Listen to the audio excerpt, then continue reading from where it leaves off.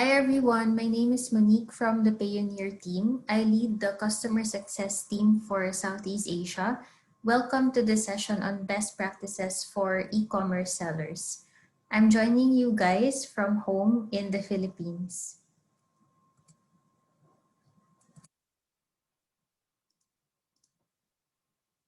So I decided to start this session with a little bit of definition on what we do here in Payoneer. So what does a customer success manager in Payoneer do? So customer success as a discipline is fairly new, born in Silicon Valley for software as a service companies in order to retain their subscription-based clients. Me personally, I started in Payoneer as a business relationship manager, and then we evolved to customer success in order to align ourselves as well in the industry.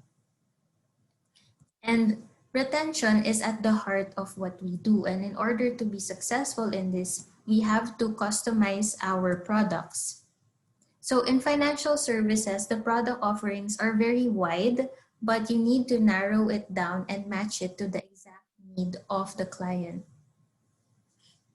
Aside from this, we have to be well versed in the industry that we are operating in. So in this case, with e-commerce, with freelancing, with outsourcing, live streaming, travel, and many other industries.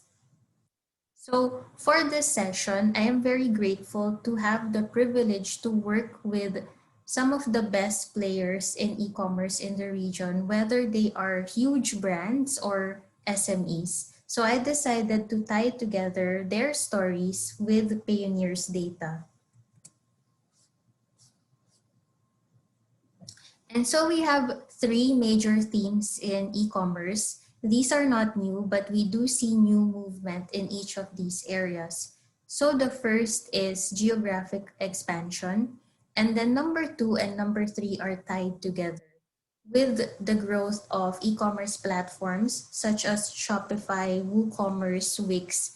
Any merchant now has the power to participate in the digital economy by creating his or her own web store.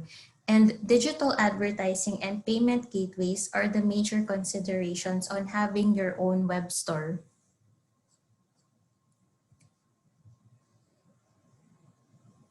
So we'll start with geographic expansion, but before I do, I wanted to give a context of where we were in Payoneer in e-commerce prior to 2020. So the US market has been the biggest target market of Southeast Asian merchants for us. In fact, 80% of our e-commerce volume is in US dollars, and the rest of the 20% are fragmented in different marketplaces or territories. And seeing this report on the acceleration of e-commerce in the United States. So this has been a favorite report inside Payoneer, and it has been quoted many times because it really resonates with us and the numbers that we see in e-commerce.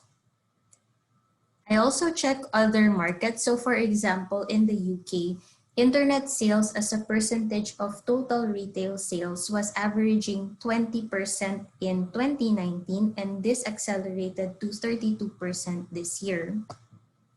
And I will flash back the favorite data at the moment. So how did we feel this in Southeast Asia? Definitely we saw the movement in e-commerce, but we also saw movement in outsourced services where the demand for e-commerce services became higher. So these are your virtual assistants, content creators or content managers, advertising, and customer support. And within e-commerce, it was not just the essential items, for example, the face masks or the protective equipment that are manufactured here in Southeast Asia that is moving fast, because that is already a given. We did see non-essential items such as trendy clothing and even luxury goods moving quickly thanks to good targeting with digital advertising.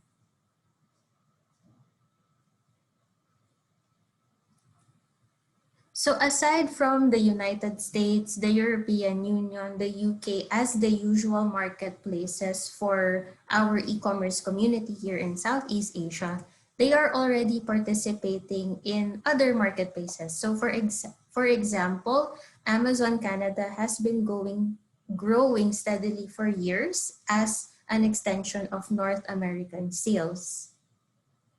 Amazon Japan, we saw double this year, driven by consumer electronics and luxury goods. And eBay has been a reliable marketplace for sellers, especially in certain niche, such as automotive parts. And Etsy, we saw growing 24 times with us this year because sellers are now looking more and more into customization of products. Then this year, we also saw new marketplaces. So we know that Walmart has been growing nicely in the US, and more sellers from Southeast Asia are already signing up to Walmart. Payoneer does integrate with Walmart payouts for merchants. We also facilitated some meetups between marketplaces and our e-commerce community here in the region. So we have Joom for expansion to Russia and to Europe. And within Asia, we have Amazon India, which I must say is the most in-demand marketplace for our sellers. And so we created a little meetup with them, and they are getting onboarded to sell in India as we speak. Then we also have interest in the ASEAN region, which makes sense because intra-ASEAN trade accounts for the largest chunk of trade in the region at 23%. So we have Amazon Singapore that is actively recruiting sellers. And we also note some sentiment from our sellers wanting to see the domestic economy of Indonesia through JD.ID and Tokopedia. So there were some realizations at the start of the lockdowns from our merchants here in Southeast Asia. First, that they still want to be international, and it doesn't have to be the East and the West. It can be being international in your own backyard. At the same time, the challenges with logistics at the start of the lockdowns made them realize that they really need to diversify and that the region is a good place to do that.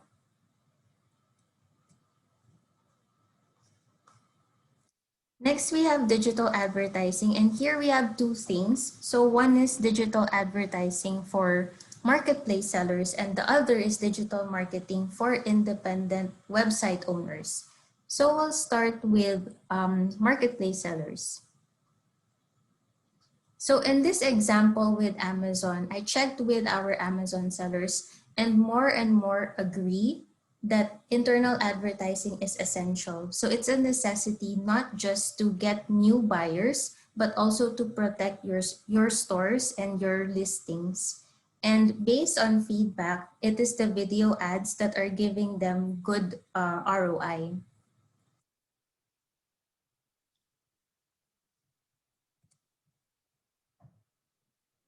Next, I did a survey with our e-commerce community and asked, in which channels do you advertise? Facebook is still the most widely used channel to gain traffic because it is easy to scale on Facebook. So in fact, in Payoneer, majority of advertising spend using the Payoneer card went to Facebook. In the first 6 months of 2020, hundreds of millions of dollars were processed for Facebook ads alone. And Google, on the other hand, is growing rapidly from the advertising spend that we see. So it really depends also on your target as a seller. And they find Google to be perfect for existing demand and retargeting. Buyer intention is high in Google because of the search. And within the Google platform, the feedback that we're getting is that YouTube and Google Shopping are the most effective for ROI. Also now, sellers have more budget to spend, so they are looking at other platforms to get more traffic. And we are seeing interest in Pinterest, Twitter, and TikTok.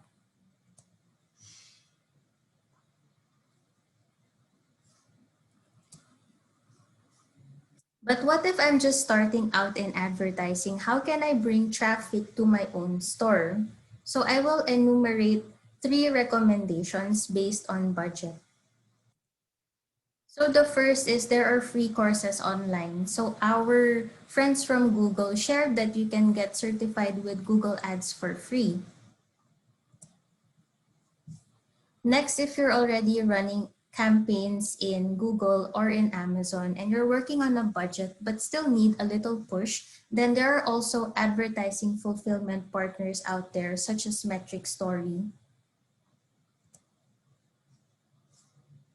And finally, if you want to go full scale, but you're working with limited capacity in marketing, or you don't have time to check on your campaigns, or you want to venture into the unfamiliar and new territories such as TikTok, then there are digital marketing agencies. So thanks to our e-commerce community, they have referred digital marketing agencies to us here in Southeast Asia, and we're seeing them grow month on month. So being integrated in the Payoneer ecosystem, we're seeing that ad spend using digital marketing agencies is also growing by the millions month on month. A good thing to know about the digital marketing agencies is that they are homegrown, talented marketers from Southeast Asia. So they know our culture, and at the same time, they know the platforms very well because some of them also come from the platforms.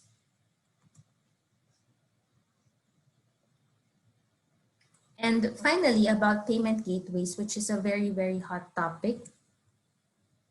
So I continue with my survey on which payment gateways do sellers use, and PayPal is the most widely used gateway.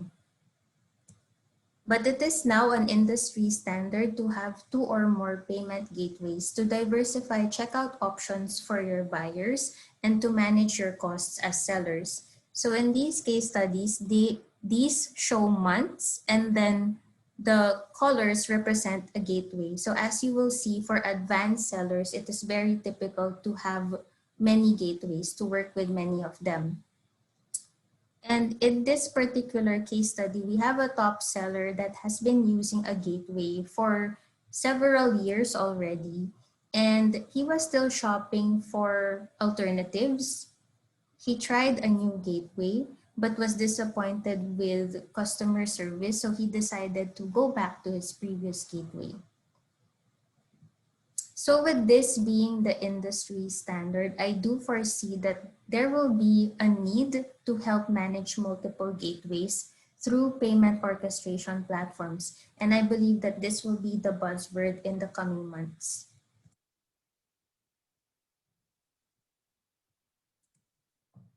And I will end my presentation with a very, very honest slide about payment gateways. Then I asked, what are the main challenges with payment gateways from our e-commerce community? And for us here in Southeast Asia, the biggest challenge is already from the get-go. Registration, because our countries are not by default supported by international gateways. Next are chargeback policies and the percentage of funds held. Then fees come in third, which shows that merchants are really willing to pay a premium just to have a stable and reliable gateway. So for us here in Payoneer, we're seeing triple-digit growth from the connections of gateways because of the acceleration of e-commerce. So as sellers, we have to accept how we can work with our gateways and how can we improve our working relationship with them.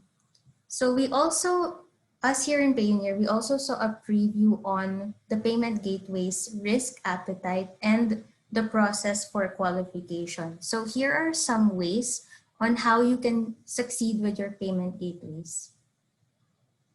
So first is build and strengthen your brand's online presence through advertising.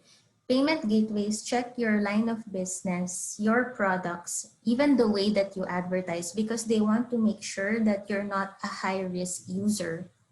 And part of this is about avoiding high chargeback rates, which can be related to logistics. So you need to have reliable logistics partners. You also need to employ a very strong customer support or after sales team to help you manage your reviews. So all of this will help you build a positive history so that as a seller, you can take back that power from the gateways. There will be no need for you to shop because they might even come to you. And so that concludes the session. I just want to emphasize that Payoneer is here as your partner in e-commerce. Whether you are expanding to other marketplaces or you are using new payment gateways, we have tools to help you connect to receive from them. If you want to scale in advertising and you need like high limit cards, we also support this. For our sellers, we envision that the proceeds from the sales will move quickly back to the advertising funnel so that you can scale, especially now at this time where e-commerce is really fast growing. And so with that, thank you for listening, and I hope that you are enjoying Beyond Southeast Asia. Thank you.